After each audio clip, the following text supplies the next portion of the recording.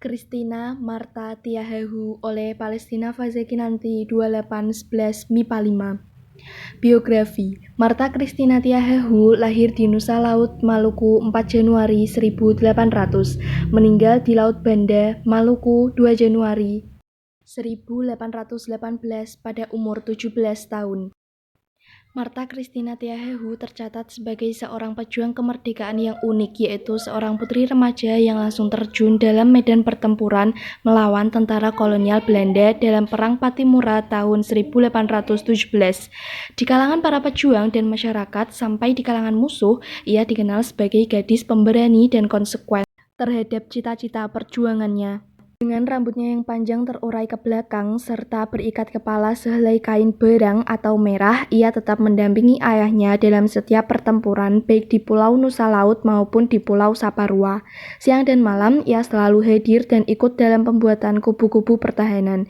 Ia bukan saja mengangkat senjata, tetapi juga memberi semangat kepada kaum wanita di negeri-negeri agar ikut membantu kaum pria di setiap medan pertempuran sehingga Belanda kewalahan menghadapi kaum wanita yang ikut berjuang. Di dalam pertempuran yang sengit di desa Auulat, Jasirah Tenggara, Pulau Saparua yang tampak betapa hebat Sri Kandi ini menggempur musuh bersama para pejuang rakyat. Namun akhirnya karena tidak seimbang dalam persenjataan, tipu daya musuh dan pengkhianatan, para tokoh pejuang dapat ditangkap dan menjalani hukuman. Kapitan Paulus Tiahahu divonis hukum mati tembak. Marta Christina Tiahahu berjuang untuk melepaskan ayahnya dari hukuman mati. Tetapi ia tidak berdaya dan meneruskan bergerilya di hutan, tetapi akhirnya tertangkap dan diasingkan ke Pulau Jawa.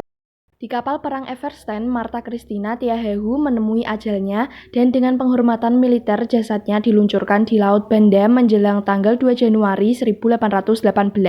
Untuk menghargai jasa dan pengorbanannya, Marta Christina Tiahahu dikukuhkan sebagai pahlawan kemerdekaan nasional oleh pemerintah Republik Indonesia. Peran tokoh tersebut dalam kemerdekaan. Marta Christina Tiahahu dilahirkan di Abubu, Nusa Laut pada tanggal 4 Januari 1800, merupakan anak sulung dari Kapitan Paulus Tiahahu dan masih berusia 17 tahun ketika mengikuti jejak ayahnya memimpin perlawanan di Pulau Nusa Laut. Pada waktu yang sama, Kapitan Patimura sedang mengangkat senjata melawan kekuasaan Belanda di Saparua. Perlawanan di Saparua menjalar ke Nusa Laut dan daerah sekitarnya. Nilai yang dapat diteladani dari tokoh tersebut: 1. Semangat rela berkorban. 2. Keadilan dan kemanusiaan. 3. Saling percaya. 4. Kerja keras.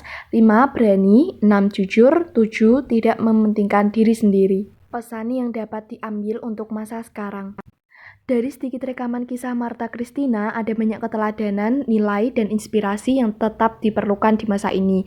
Yang diperjuangkan Marta pada masa lalu masih tetap ada sampai saat ini, tetapi muncul dengan wajah dan penampilan yang baru. Semua itu terarahkan untuk tetap meneguhkan kemanusiaan dan keadilan.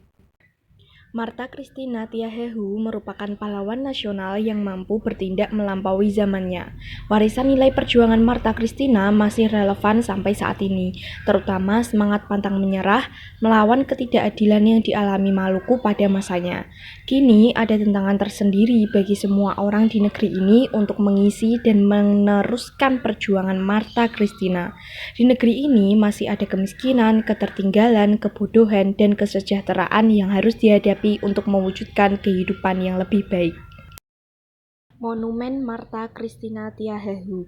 Monumen Marta Tiahahu menjadi bukti sejarah keberanian wanita Maluku dalam membela tanah air tercinta. Kita bisa melihat patungnya di Karang Panjang, tak jauh dari kota Ambon. Pahlawan kemerdekaan Maluku ini terlahir dalam keluarga Tiahahu dari kelompok Soa Ulu Putih. Soa dalam bahasa Maluku memiliki arti kelompok nan membagi masyarakat berdasarkan marganya sebagai bukti diri asal-usul keluarga. Sebagai putri seorang kapitan, pahlawan kemerdekaan wanita asal Maluku ini dididik secara disiplin oleh sang ayah. Sang ibu telah meninggal global saat pahlawan kemerdekaan wanita asal Maluku ini masih belia, sehingga seluruh tanggung jawab mengasuh, mendidik, serta membesarkannya ditangani oleh sang ayah. Dia pun mendapat julukan si Mutiara dari Nusa Laut.